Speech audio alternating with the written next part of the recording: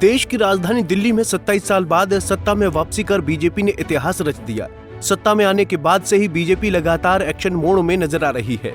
जहां दिल्ली की नवनिर्वाचित सीएम रेखा गुप्ता ने बीते दिनों दिल्ली विधानसभा के बजट सत्र में कैग रिपोर्ट प्रस्तुत की, तो वहीं यमुना की सफाई का बीड़ा उठाते हुए सफाई अभियान की भी शुरुआत की। इसके अलावा कई इलाकों के नाम बदलने पर भी चर्चा हुई।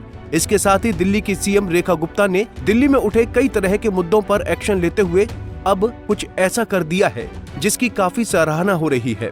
दिल्ली में जो विषय सबसे ज्यादा केंद्र में रहता है वो है कानून व्यवस्था, जिस पर बीते दिनों एक अहम और महत्वपूर्ण बैठक हुई। ये बैठक गृह मंत्रालय में अमित शाह और दिल्ली के गृह मंत्री आशीष सूद की मौजूदगी में हुई। इस बैठक में केंद्रीय गृह मंत्री अमित शाह ने पुलिस को कई तरह के निर्देश दिए और दिल्ली को आदर्श राजधानी बनाने की बात कही। ऐसे में आइए विस्तार से जानते हैं कि दिल्ली में कानून व्यवस्था को लेकर इस हाई लेवल मीटिंग में किन किन विषयों पर बातचीत हुई और इस मीटिंग का एजेंडा क्या था। दरअसल शीला दीक्षित की सरकार बनने के बाद ऐसा पहली बार देखा गया कि जब केंद्रीय गृह मंत्रालय ने दिल्ली के मुख्यमंत्री सहित कई गृह मंत्रालय के शीर्ष अधिकारियों के साथ राष्ट्रीय राजधानी की कानून व्यवस्था पर चर्चा की। ये बैठक सुबह 11 बजे से शुरू हुई। दिल्ली में हुई इस बैठक में दिल्ली की मुख्यमंत्री रेखा गुप्ता, दिल्ली के गृह विभाग के मंत्री आशीष सूद के साथ दिल्ली पुलिस के कई बड़े अधिकारी भी शामिल रहे। इस मीटिंग के दौरान उन्होंने दिल्ली से जुड़े कई अहम मुद्दों पर चर्चा की। ऐसे में सबसे पहले आपको ये बताते हैं कि दिल्ली में हुई इस मीटिंग में किन किन मुद्दों को प्रमुखता से रखा गया। इस बैठक में मुख्य रूप से महिला सुरक्षा और बांग्लादेशी घुसपैठियों को लेकर चर्चा की गई। इस मीटिंग में इस बात को लेकर भी चर्चा हुई कि कैसे दिल्ली की कानून व्यवस्था की बेहतरी के लिए दिल्ली पुलिस और दिल्ली सरकार को मिलकर काम करना है। इसके अलावा बैठक में इस विषय पर भी चर्चा की गई कि कैसे दिल्ली में कानून व्यवस्था को बेहतर किया जा सकता है ताकि यहाँ के लोगों को किसी भी प्रकार की समस्या का सामना न करना पड़े। जानकारी के मुताबिक इस बैठक का मुख्य उद्देश्य दिल्ली सरकार और दिल्ली पुलिस के बीच बेहतर तालमेल बनाना रहा ताकि कानून व्यवस्था के संबंध में निर्णय लेने में कोई दिक्कत भी न हो।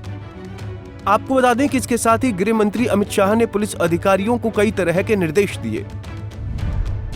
अमित शाह ने बैठक की अगुवाई करते हुए कहा कि दिल्ली पुलिस और दिल्ली सरकार के बीच सहयोग से ही दिल्ली को आदर्श राजधानी बनाया जा सकता है।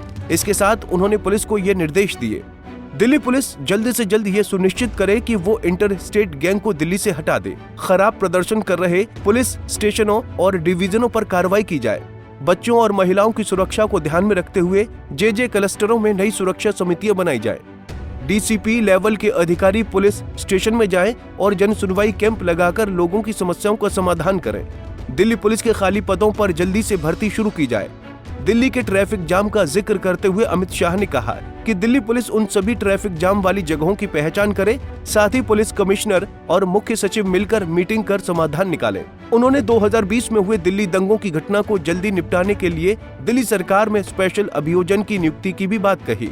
नशीले पदार्थों के नेटवर्क को खत्म करने पर भी गृह मंत्री ने मीटिंग में चर्चा की। शाह ने बांग्लादेशी और रोहिंग्या घुसपैठियों की पहचान कर उन पर एक्शन लेने की भी बात कही। इसके साथ ही उन्होंने मंत्रालय के शीर्ष अधिकारियों को यह भी निर्देश दिया कि अपराध को लेकर दिल्ली में हमें जीरो टॉलरेंस की नीति पर काम करना होगा। दिल्ली में कानून व्यवस्था में किसी भी प्रकार की कोताही स्वीकार नहीं की जाएगी। दिल्ली में हर व्यक्ति खुद को सुरक्षित महसूस करे, ये हर पुलिसकर्मी की व्यक्तिगत जिम्मेदारी होनी चाहिए।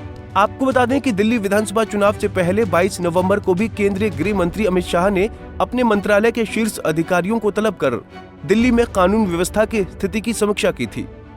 बहरहाल शाह के नेतृत्व में हुई इस बैठक में कई तरह के महत्वपूर्ण मुद्दों पर चर्चा बेशक हुई हो, लेकिन अब देखना यह है कि कैसे इन निर्देशों का दिल्ली पुलिस और दिल्ली सरकार मिलकर पालन कर पाती है और दिल्ली में डबल इंजन की सरकार कैसे दिल्ली के आम जन की समस्या का समाधान कर पाने में सफल हो पाती है। Bureau report, Punjab Kesari TV. हमसे जुड़े रहने के लिए हमारे YouTube चैनल को सब्सक्राइब करें और नई वीडियो की नोटिफिकेशन के लिए बेल आइकॉन को दबाएं।